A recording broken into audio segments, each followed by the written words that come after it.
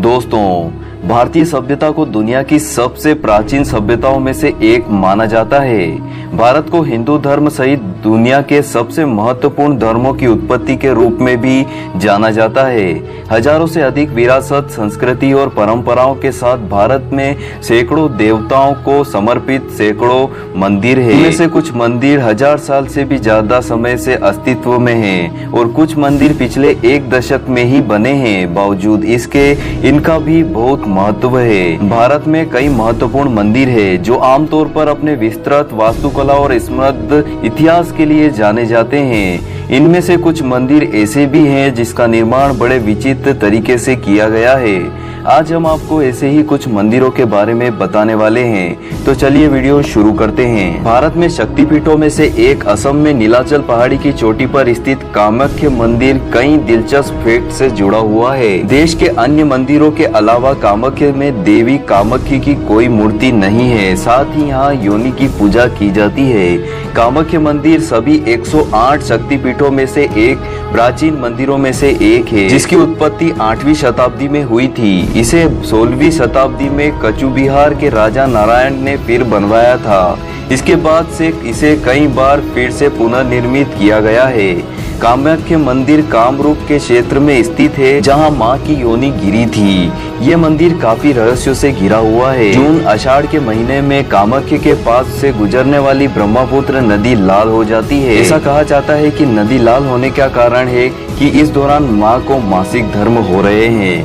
यह भी कहा जाता है कि मंदिर के 4 गर्भगृहों में गर्भगृह सती के गर्भ का घर है। हैरानी की बात यह है कि इस मंदिर में और कोई भी मूर्ति नहीं है। यहाँ पर योनि की ही पूजा की जाती है। अब बात करते हैं राजस्थान के बीकानेर में स्थित करणी माता मंदिर के बारे में। करीब 25,000 चूहे यहाँ पर मौजूद है। इन काले चूहों को माता की संतान भी माना जाता है। आमतौर पर कोई भी चूहों की झूठी चीज खाना पसंद नहीं करते हैं, वह उसे फेंक देते हैं। लेकिन इस मंदिर में भक्तों को चूहों का झूठा प्रसाद ही दिया जाता है। यहाँ पैरों को ऊपर उठाने के बजाय घसीटकर चलना होता है ताकि कोई काबा पैर के नीचे न आ जाए।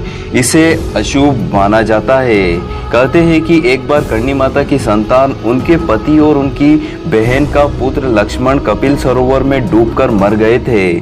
जब मां को यह बात पता चली तो उन्होंने मृत्यु के देवता यम से लक्ष्मण को पुनर्जीवित करने की प्रार्थना की थी। इसके बाद यमराज ने विवश होकर उसे चूहे के रूप में पुनर्जीवित किया था। बीकानेर के लोक गीतों में इन चूहों की एक अलग कहानी बताई गई है। उनके अनुसार एक बार 20,000 सैनिकों की एक टुकड़ी देशनोक पर आक्रमण करने आई थी, जिन्हें माता ने अपने प्रताप से चूहा बना दिया था। इन चूहों की एक विशेषता यह भी है कि सुबह 5 बजे मंदिर में होने वाली मंगला आरती और शाम 7 बजे संध्या आरती के समय चूहे अपने बिल से बाहर आ जाते हैं। दोस्तों, क्या कभी आपने हाथों में बिच्छू को रखने की कल्पना की है? नहीं ना, क्योंकि बिच्छू के काटने की कुछ घंटों में मौत होना तय है। लेकिन हम आपको बताने जा रहे हैं एक ऐसी जगह के बारे में जहां हजारों बिच्छू होने के बाद भी वह आपको नहीं काटते।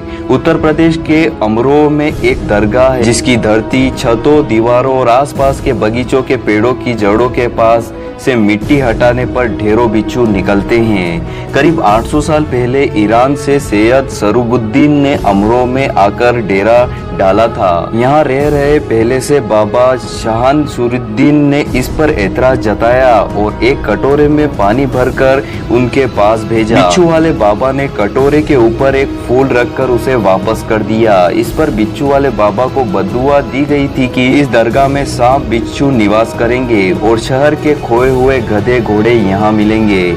और तब से यही चलता आ रहा है, पर यहाँ का कोई भी जानवर किसी को भी नुकसान नहीं पहुँचाता। दोस्तों, इस वीडियो में बताए गए मंदिरों में से आप सभी को कौन सा मंदिर सबसे विचित्र लगा? आप हमें अपनी राय कमेंट सेक्शन में कमेंट कर जरूर लिखिएगा। और आप और कई मंदिरों के बारे में जानते हैं जो अलग हट के हैं, उनके बारे में आप हमें बताना चाहते हैं तो भी कमेंट सेक्शन में कमेंट कर जरूर लिखिएगा। हम उन पर वीडियो बनाने की कोशिश करेंगे। तो मिलते हैं नए वीडियो में, बने रहिए चैनल के साथ। जय हिंद, वंदे मातरम।